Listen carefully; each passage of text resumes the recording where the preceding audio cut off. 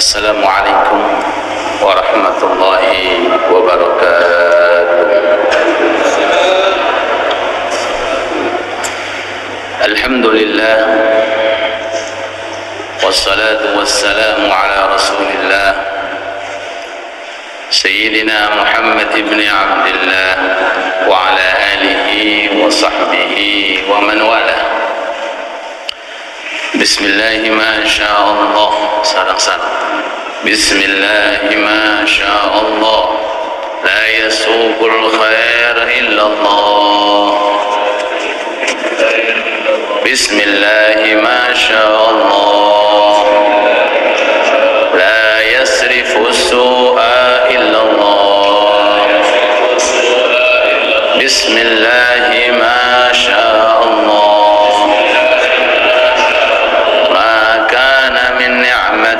فمن الله. بسم الله ما شاء الله. لا حول ولا قوة إلا بالله.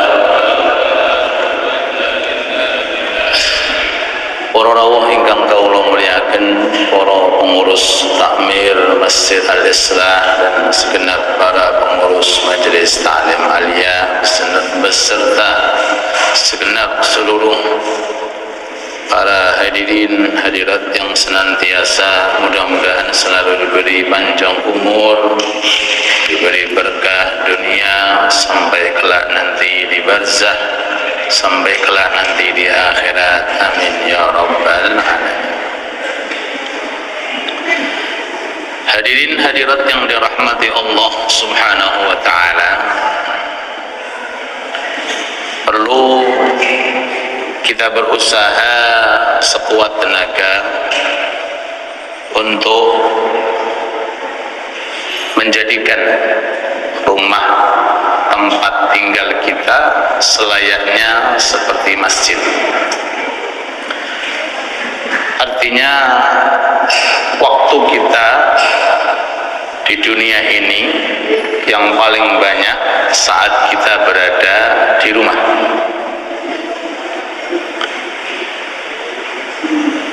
Oleh sebab itu, pada kesempatan kali ini izinkan Al-Fakir untuk bagaimana cara mengelola rumah kita, tempat tinggal kita, supaya menjadi wisata para malaikat seperti masjid dan mushola sekitar kita. Allahumma shalli ala Muhammad. Kita tahu masjid secara khusus, mushola secara umum merupakan tempat yang paling dicintai oleh Allah, karena tidak ada di dalamnya kecuali ibadah dan amal-amal soleh. Maka kita pun juga berusaha semaksimal mungkin menjadikan tempat tinggal kita dan tempat tinggal yang akan kita tinggalkan untuk ahli waris kita berupaya sekuat tenaga mirip seperti masjid, penuh dengan berkah, menjadi wisata para malaikat, mengundang kemudahan kita untuk melakukan amal soleh. Pertama, Allah Subhanahu tabaraka wa ta'ala menganjurkan kepada Nabi Musa alaihi salatu wassalam dan Nabi Harun saudaranya alaihi salatu wassalam ketika berangkat menuju ke kota Mesir. Allah Ta'ala berfirman, wa auhayna ila Musa wa akhi an tabawwa'a liqaumikuma bimisra buyutan waj'alu buyutakum qiblah. Aku telah berwasiat, aku telah memberikan wahyu kepada Musa dan saudara Musa, yaitu Nabi Harun, untuk datang ke Mesir beserta para kaumnya supaya bertempat tinggal di rumah masing-masing, dan jadikanlah rumah kalian sebagai kiblat. Jadikanlah rumah tempat sebagai kiblat. Ulama ahli tafsir mentafsiri yang dimaksud jadikanlah rumah kalian sebagai kiblat adalah jadikanlah rumah kalian tempat ibadah. Tempat apa? Tempat ibadah. Dan harus lebih dimaksimalkan daripada di masjid. Maaf. Dan harus lebih dimaksimalkan daripada di masjid. Kalau masjid walaupun seandainya tidak makmur rumah Allah, walaupun seandainya tidak ada masjid taklim, tetap rumah Allah, tetap agung zatnya, walaupun tidak dimakmurkan, namanya tetap masjid, tetap unggul. Begitu pula rumah kita yang kita tempati. Bagaimana caranya? Bagaimana usaha kita agar anak-anak kita barokah, agar rumah kita selalu dipandang oleh Allah Ta'ala seperti masjid, dipandang keberkahan, dipandang rahmat, dipandang pengampunan. Caranya yang pertama, Nabi Muhammad sallallahu alaihi wasallam bersabda, "Nawwiru buyutakum bis-salati wa qiraatil Qur'an." Pertama langkah yang harus kita maksimalkan di dalam rumah kita, tempat tinggal kita, yaitu dengan menjadikan rumah itu bercahaya. Nawwiru, letakkan pelita di dalam rumah kalian, berikan cahaya di dalam rumah kalian. Apa itu? Salat dan Al-Quran. Apa Pak? Salat dan Al-Quran. Bisolati, dengan salat, wa qiraatil Quran, dan sering-sering gunakan membaca Al-Quran. Allahumma shalli ala Muhammad. Bahasa Rasul, nawwiru, padangno omahmu. Pakai apa? Pakai lampu apa pakai PLN? Jadikanlah rumahmu ini penuh dengan cahaya. Cahaya apa? Cahaya ketika orang masuk di dalam rumah mudah ibadah, ngertos meripati ini Quran, ngertos tangani memegang Al-Quran, mudah kakinya berdiri untuk melakukan sholat malam, dan seterusnya. Caranya bagaimana? Dua kata Rasul, sholat dan baca Al-Quran. Pertama, sholat. Sholat apa ini? Jawabannya sholat sunnah, boten sholat fardu. Sholat apa? Sunnah, boten sholat fardu. Kalau sholat fardu anjurannya di dalam masjid, boten di rumah. Kalau sholat fardu ya lebih utama, lebih agung kerjakan di luar rumah, berjamaah bersama-sama tetangga, kawan, dan orang yang ada di sekitar masjid atau musola. Jangan kerjakan di dalam rumah. Kenapa Ustadz? Karena sholat fardu itu syiar. Kalau syiar kudu diketoke, harus diperlihatkan. Beda dengan sholat sunnah. Makanya ada keterangan Nabi Muhammad sallallahu alaihi wasallam bersabda, afdalu sholatil mar'i fi baitihi illal maktubah. Jikalau ada seseorang ingin memperbanyak sholatnya, maka kerjakan di dalam rumah, kecuali sholat fardu. Kecuali sholat fardu kerjakan di dalam masjid. Semua jenis sholat selain fardu, sing paling utama, paling afdol, paling itu jenengan ngelampai di dalam rumah. Tapi nek sholat fardu jangan sekali-kali kerjakan di dalam rumah, tapi usahakan kerjakan di dalam masjid secara berjamaah. Bahasane Kanjeng Nabi, afdhalu sholatil mar'i. Ada orang sholat tahajud di masjid, ada orang sholat tahajud di rumah. Mana yang afdhal? Yang di rumah. Subhanallah. Ada orang sholat istikharah, ada orang sholat duha, ada orang sholat sunnah mutlak. Di mana ya? Masjid atau musola atau rumah? Jawabannya di rumah. Biar rumahmu ini ono barokah, ingat lho. Biar rumah kita ada lantunan Allahu Akbar, ada lantunan Sami Allah, ada doa-doa di dalam rumah kita. Kecuali kalau sholat itu sholat yang memang disiarkan. Contoh sholat id, maksud tenggeriya jenengan. Sapa sing khutbah Bang? Sholat id, sholat istisqa, sholat taraweh, sholat yang sunnahnya memang harus disiarkan. Sholat gerhana itu di dalam masjid, di luar rumah. Tapi kalau selain itu, ambillah waktu, beberapa waktu, fokus ambil sebagian sholat sunnah, kerjakan di dalam rumah. Allahumma sholli ala Muhammad. Ini yang pertama.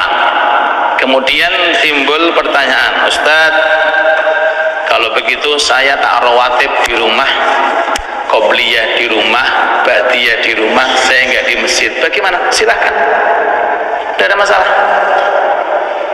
Tapi jangan menyalahkan yang sholat di dalam masjid. Oke. Karena setiap orang itu punya keadaan masing-masing. Ada orang itu dia pengennya sholat di dalam masjid rawatib qobliyah supaya apa?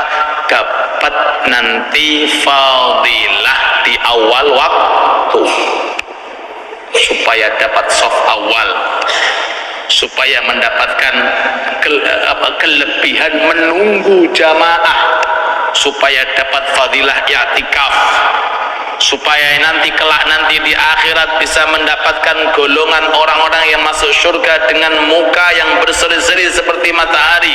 Ada niatnya masing-masing, tapi tidak salah bagi orang yang mengerjakan sholat sunnah di dalam rumah. Oke, paham gitu? Ini jawabannya. Jadi yang mau mengerjakan rawatib di rumah silahkan, qobliyah silahkan, ba'diyah silahkan. Jikalau Anda memandangnya ingin menjadikan rumah jenengan berkualitas, karena di dalamnya perbanyak sholat-sholat yang disunnahkan oleh Nabi Muhammad sallallahu alaihi wasallam. Sampai pernah kalau sampai akhiriku wonten sholat namanya sholatul muqarrabin. Apa itu sholatul muqarrabin? Sholat 2 rakaat khusus ketika mau masuk rumah, ketika mau keluar dari rumah. Praktek nopo mboten jenengan ya? Mau kemana? Saya mau kerja. Sholat sih. Sholat nopo? Sholatul muqarrabin. Sholat kados sholate tiang-tiang sing berharap datang Allah Ta'ala, mudah-mudahan segala urusannya dipermudah oleh Allah.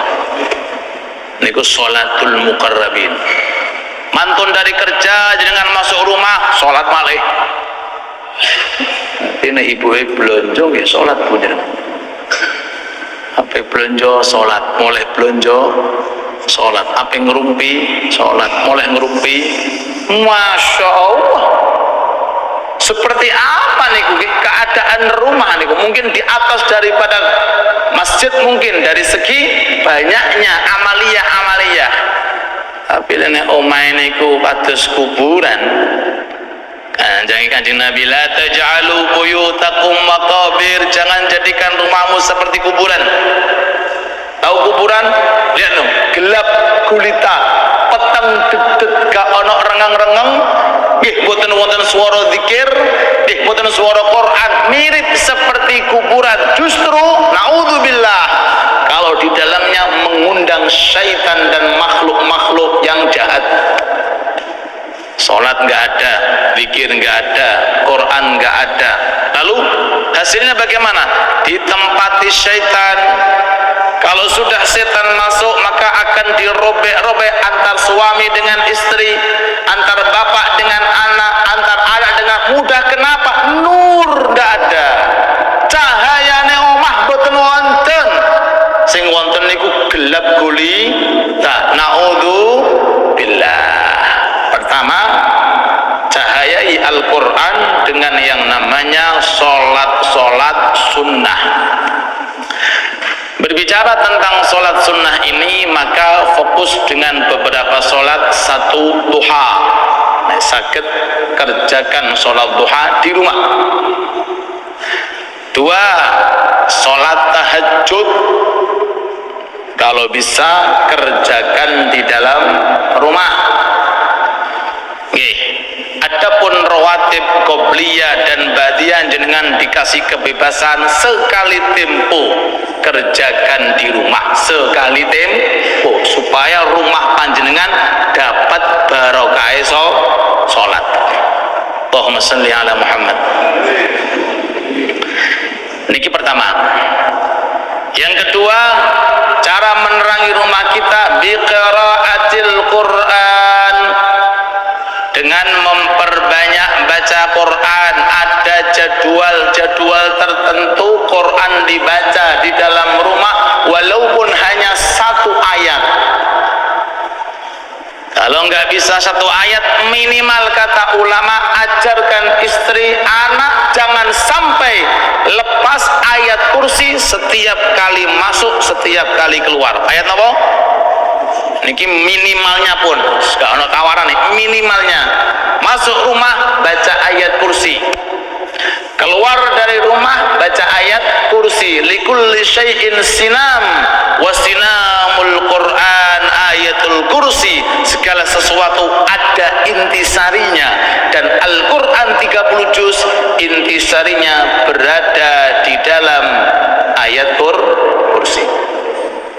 Tapi kalau jenengan pengen lebih barokah, lebih sering didatangi malaikat rahmat, pengen agar putra panjenengan angsal barokah Quran, ranjangi angsal barokah Quran, ketika tidur angsal, ketika dar angsal, maka usahakan pernah rumah jenengan jadikan untuk khataman Al-Quran, walaupun ini berapa banyak. Monggo ditawar, walaupun seumur hidup 10 tahun sekali, setahun sekali, sebulan sekali, seminggu sekali. Tolong dijawab tawarannya. Seumur hidup sekali. Allahumma sholli ala Muhammad. Mboten nopo-nopo daripada mboten kita. Ada cerita ini Imam Muslim. Imam Muslim, ngertos Imam Muslim? Sing biasanya gandengan kali Imam Bukhari. Niku nggadahi putra namanya Imam Ibrahim bin Muslim. Pernah diajak kali abahnya di kamar tidurnya. Sisi riwayat putrinya diajak di tempat beliau khulwah. Artinya khulwah ada tempat tertentu dalam rumah itu khusus untuk ibadah. Kalau sama mungkin musola musola lah, pesolatan aja nih, ada tempat sholat biasanya khusus untuk sholat, zikir, ibadat mereka. Mature ngeten Muslim, hei anakku Ibrahim, hati-hati jogon omah iki. Bapak sudah pernah menghatamkan Al-Quran 24.000 kali. Pinten Pak? Pinten? 24.000 kali. Rawatan mau lagi. Jangan gunakan maksiat. Masya Allah Pak, ngeluai masjid Pak. 24.000 kali pernah Quran dibaca tuntas. Allahumma sholli ala Muhammad. Pun samangke kula serahke jenengan targete berapa ribu nopo berapa ratus nopo berapa puluh. Ayo meneng kabeh yo wis ayo. Pinten, Pak? Sekali. Niki Imam Muslim, bayangin mau rawuh. Subhanallah. Di dalam hadis Nabi Muhammad sallallahu alaihi wasallam dawuh al-bait alladhi yuqra fihi al-Qur'an yatara'a li ahli sama kama tara an-nujum li ahli al-ard. Rumah itu kalau biasa digunakan baca Quran, itu kalau sistemnya orang-orang dulu supaya saling menjaga, mempermudah niku dibikin hizbul Quran. Nek cara Ramadan tadarusan Quran. Kalih istri kali suamine nek wonten anak-anak teng daleme niku diajak walaupun ndak banyak-banyak 1/4 jam mungkin dimulai, sebab tadarusan itu sangat mempermudah dan hasilnya sama, lebih gampang, lebih mudah. Kalau 2 orang tadarusan 1 halaman berarti separuh Quran dibaca satunya, separuh dibaca satunya. Sebab kalau tadarusan otomatis satu membaca, satu mendengarkan. Itu kalau 2 orang. Kalau 4 orang berarti 1/4. Masya Allah. Dan anaknya sama 20 ya nopo Pak. Subhanallah. Tapi wallahu a'lam, zaman sekarang HP sudah masuk di rumah, televisi sudah masuk di rumah. Wallahu a'lam apakah Quran dibuka atau tidak, apakah sajadah digelar atau dilempit. Wallahu a'lam. Mudah-mudahan rumah kita berkah manfaat, amin. Niki Imam Muslim mengatakan, jaga rumah ini anakku, rawat yang baik, jangan gunakan maksiat. Bapak sudah membuat pondasi rumah ini kuat. Apa pondasinya? Bapak pernah menghatamkan Quran 24.000 kali. Mudah-mudahan berkah semuanya. Nah, hadis yang saya sampaikan, al-baitul ladzi yuqra'u fihi al-Qur'an, rumah yang sering digunakan baca Al-Qur'an, yatara'a li ahli sama, kelihatan jelas dilihat oleh malaikat yang ada di angkasa, sebagaimana kama tara an-nujum li ahli al-ard, sebagaimana bintang lintang yang kemerlip bisa dilihat jelas oleh penduduk yang ada di atas permukaan bumi. Kelihatan mana rumah yang bercahaya, sebab tahajudnya, sebab Qur'annya, sebab zikirnya. Kelihatan dari mana? Bukan dari lampunya, bukan dari sinarnya dop napu PLN-nya, tapi karena nur yang setiap hari naik dari rumahnya menuju ke langit, disaksikan oleh para malaikat Allah Subhanahu wa ta'ala. Monggo dengan ini diprogram rumah kita dijadikan sebagai betul-betul tempat yang penuh dengan ibadah, penuh dengan amal soleh. Mudah-mudahan rumah kita menjadi rumah yang berkah, yang menjadi wisata para malaikat Allah, dan mudah-mudahan Allah menjadikan rumah kita rumah yang selalu turun rahmat Allah Ta'ala di dalamnya, turun pengampunan Allah Ta'ala di dalamnya. Dan semoga kula paling panjenengan diberi kekuatan zahir, kekuatan batin untuk betul-betul menjaga rumah kita dari hal-hal yang tidak diridai oleh Allah. Amin amin ya rabbal alamin. Hadirin hadirat yang dirahmati Allah Subhanahu wa ta'ala, ada beberapa amalan-amalan selain tadi sudah kita sebutkan untuk menjaga rumah, yaitu dengan sholat, kemudian dengan membaca Al-Quran. Termasuk juga hal yang perlu untuk kita perbanyak di dalam rumah adalah satu, jadikan wiridan hasbunallah wa ni'mal wakil. Sekali lagi, monggo. Hasbunallah wa ni'mal, malih-malih, hasbunallah wa ni'mal wakil. Nek saged jenengan 450 kali. Pinten Pak? 450 sesuai bilangan yang terkandung di abjadun dari hasbunallah wa ni'mal wakil. 450. Nek pengin jenengan hasilnya lebih, artinya lebih bisa mendapatkan segala sesuatu hajat panjenengan, tambahi 700. Ustaz iki wae mbomboan wae. Nah iki namanya tergantung jenengan pokoknya. Ajruk ala qadri ta'abik, hasil tergantung capeknya. 400. Hasbunallah wa ni'mal, dawi Al-Quran, fanqalabu bi ni'matin minallahi wa fadlin, kau akan mendapatkan bi ni'mah, dirahasiakan oleh Allah. Nikmat apa? Wis menengo, sementing lakoni. Fanqalabu bi ni'matin minallah wa fadl, Allah tidak menyebutkan, tapi akan dibuat Anda akan terkejut. Bi ni'mah, nikmat apa ini? Rahasia. Nek penasaran, kerjakan, amalkan, jadikan rutinitas di dalam rumah. Wa fadlin, apa itu fadl? Anugerah. Apa itu uang? Apa itu kesehatan? Apakah anak yang soleh solehah? Apakah apa? Rahasia kata Allah. Ini rahasia saya, nggak boleh dibongkar. Akan saya berikan kepada orang yang sudah menyerahkan maharnya. Apa maharnya? 450 jari 450 bilangan hasbunallah wa ni'mal wakil. Pertama.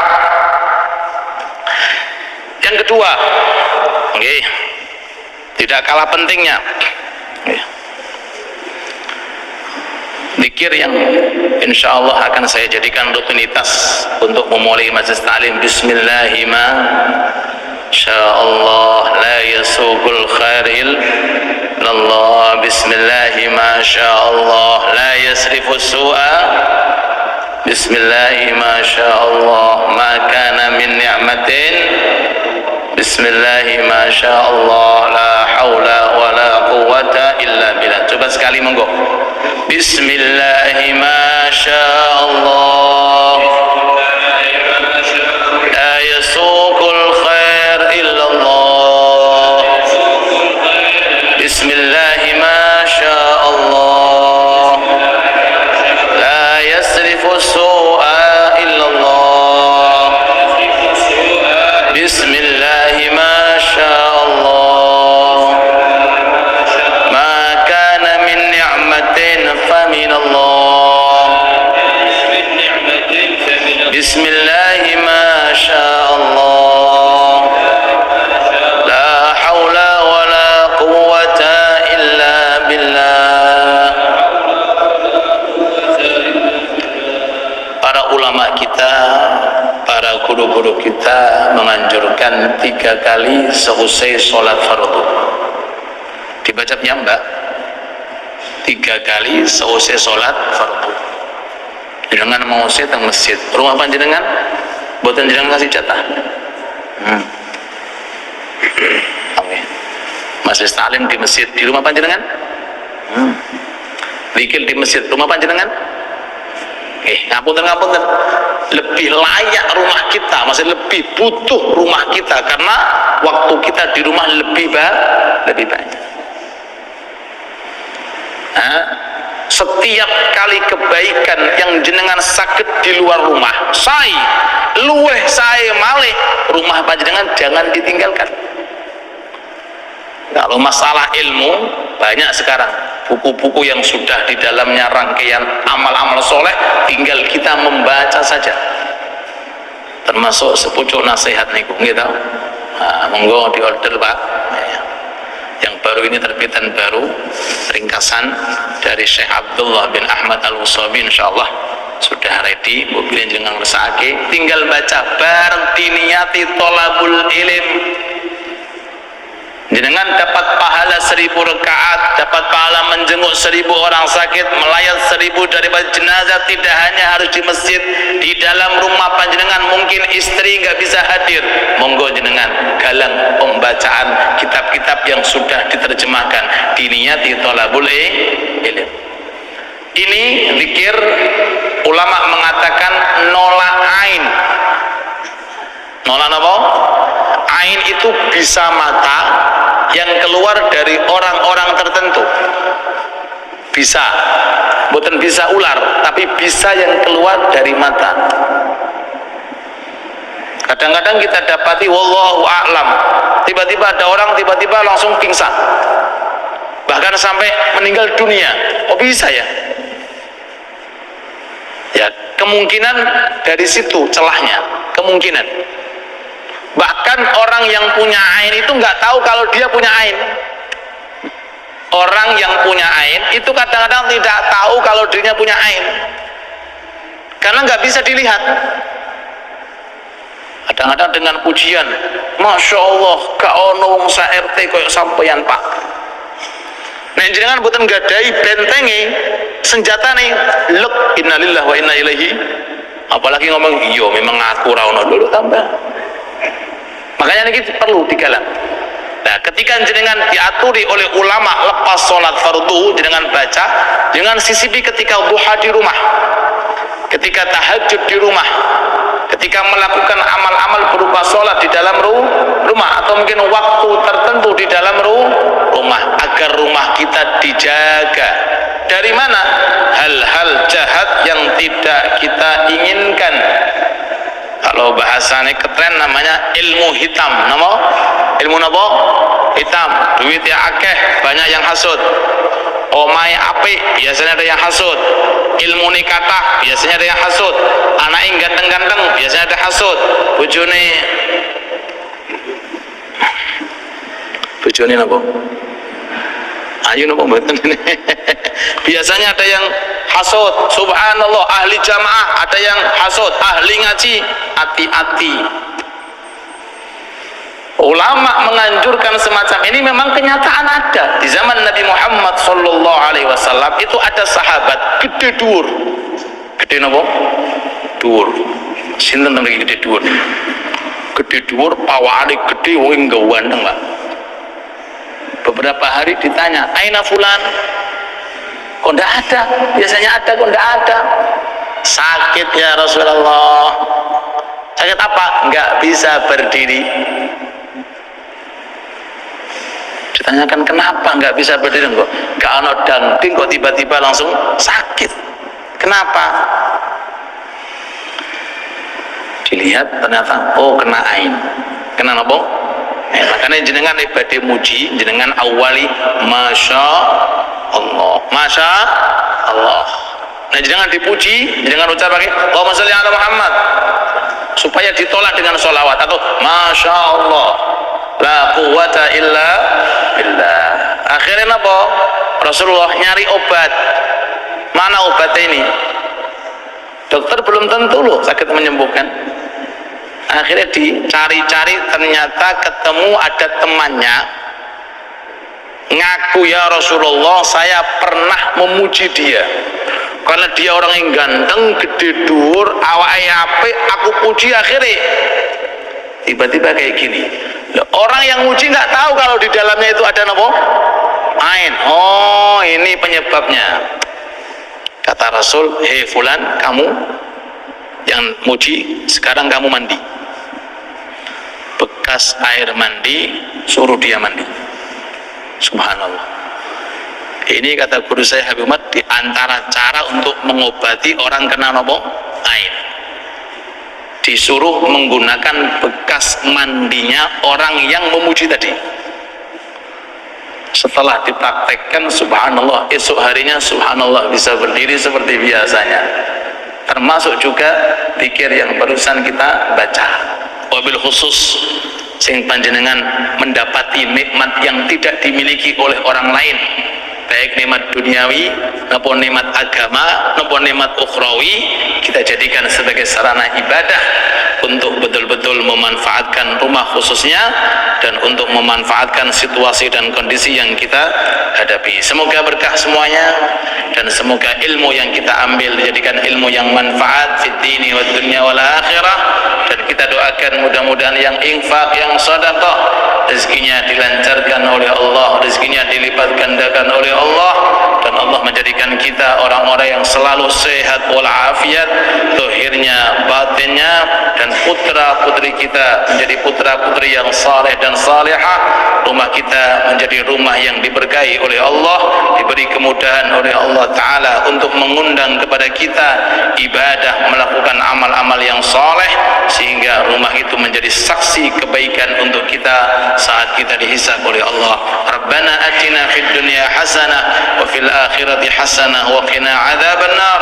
Allahumma inna nas'aluka al-afiyah, nas'aluka tamamal afiyah, nas'aluka dawamal afiyah, nas'aluka syukra 'ala al-afiyah, warzuqna al-istiqamah والثبات على الاستقامة وثمرات الاستقامة واجعلنا عند الموت من أهل حسن الخاتمة.